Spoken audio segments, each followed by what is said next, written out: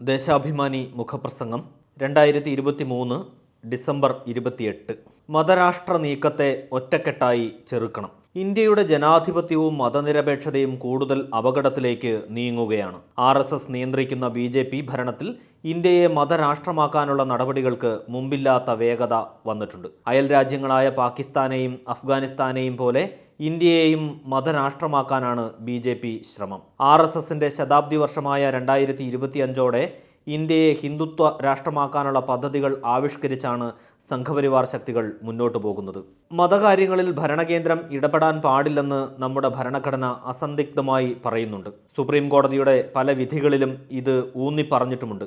എന്നാൽ അയോധ്യയിലെ രാമക്ഷേത്രത്തിൻ്റെ പ്രതിഷ്ഠാ ചടങ്ങ് സർക്കാർ പരിപാടിയാക്കി കേന്ദ്രവും ഉത്തർപ്രദേശ് സർക്കാരും ഉത്തരവിറക്കിയത് ഇന്ത്യയുടെ മതനിരപേക്ഷതയ്ക്ക് കടുത്ത വെല്ലുവിളിയാണ്. ക്ഷേത്ര ഉദ്ഘാടനം സർക്കാർ പരിപാടിയാക്കിയത് മതത്തെ രാഷ്ട്രീയ നേട്ടത്തിന് ഉപയോഗിക്കാനാണെന്ന് വ്യക്തം.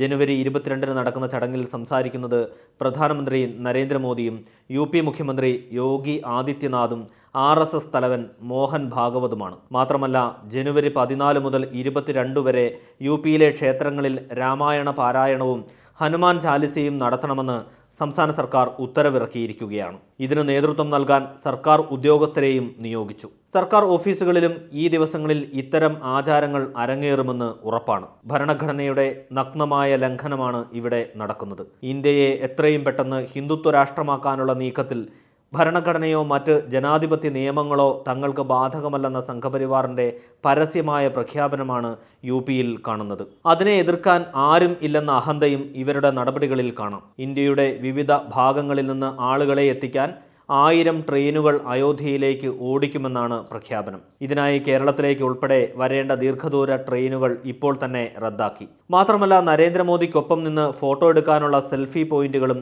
റെയിൽവേ സ്റ്റേഷനുകളിൽ സജ്ജീകരിക്കുകയാണ്. സ്ഥിരമായ പോയിന്റുകൾക്ക് 6.25 ലക്ഷവും താൽക്കാലിക പോയിന്റുകൾക്ക് 1.25 ലക്ഷവുമാണ് ഇതിനായി റെയിൽവേ മുടക്കുന്നത്. രാമക്ഷേത്ര ഉദ്ഘാടനം വലിയ തോതിലുള്ള തെരഞ്ഞെടുപ്പ് പ്രചാരണമാക്കാനാണ് നീക്കം, അതും സർക്കാർ ചെലവിൽ. ഭരണഘടനാ വിരുദ്ധമായ ചടങ്ങിലേക്ക് ഇല്ലെന്ന CPIM ജനറൽ സെക്രട്ടറി സീതാറാം യെച്ചൂരിയുടെ പ്രഖ്യാപനം മറ്റു പാർട്ടികളും മാതൃകയാക്കേണ്ടതാണ്. സമാജ്വാദി പാർട്ടിയും CPIയും ചടങ്ങിൽ പങ്കെടുക്കില്ലെന്ന് വ്യക്തമാക്കിയിട്ടുണ്ട്. എന്നാൽ പ്രധാന പ്രതിപക്ഷമായ കോൺഗ്രസ് പതിവ് പോലെ ഇക്കാര്യത്തിലും ഇതുവരെ നിലപാട് വ്യക്തമാക്കിയിട്ടില്ല. മല്ലികാർജുൻ ഖാർഗെയും സോണിയാഗാന്ധിയും ചടങ്ങിൽ പങ്കെടുക്കുമോ എന്ന് പറയാൻ തയ്യാറായിട്ടില്ല. എന്നാൽ ക്ഷണിച്ചതിന് നന്ദി രേഖപ്പെടുത്തിയ ഉന്നത നേതാക്കളുമുണ്ട്. കോൺഗ്രസ് തുടർന്നുവരുന്ന മൃദു ഹിന്ദുത്വ സമീപനം ഇക്കാര്യത്തിലും സ്വീകരിച്ചാൽ അത്ഭുതപ്പെടാനില്ല. രാജ്യത്തെ മതവൽക്കരിക്കാനുള്ള നീക്കത്തിന്റെ ഭാഗമായി BJP എല്ലാത്തിനെയും തങ്ങളുടെ കാൽക്കീഴിലാക്കുകയാണ്. ഇന്ത്യയുടെ പേര് ഭാരതം എന്ന് ഏകപക്ഷീയമായി മാറ്റാനുള്ള ശ്രമത്തിലാണ്. തെരഞ്ഞെടുപ്പ് കമ്മീഷനെ ചൊൽപ്പടിയിലാക്കി. ജുഡീഷ്യറിയെയും വരുതിയിലാക്കാനുള്ള നീക്കം തകൃതിയാണ്. അവസാനമായി ഇന്ത്യയിൽ നിലനിന്ന ക്രിമിനൽ നിയമം പൂർണ്ണമായും ഇല്ലാതാക്കി പുതിയ നിയമം കൊണ്ടുവന്നു. IPC, CRPC, തെളിവ് നിയമം എന്നിവ ഇനിയില്ല. പകരം ഭാരതീയ ന്യായ സംഹിത, ഭാരതീയ നാഗരിക് സുരക്ഷാ സംഹിത, ഭാരതീയ സാക്ഷ്യ സംഹിത എന്നിവയാണ് നിലവിൽ വന്നത്. നിയമപാലകർക്കോ ജുഡീഷ്യൽ ഉദ്യോഗസ്ഥർക്കോ ഒരു തരത്തിലുമുള്ള പരിശീലനവും നൽകാതെ പുതിയ ക്രിമിനൽ നിയമങ്ങൾ നടപ്പാക്കണമെന്ന് കേന്ദ്ര സർക്കാർ ഏകപക്ഷീയമായി പ്രഖ്യാപിച്ചിരിക്കുകയാണ്.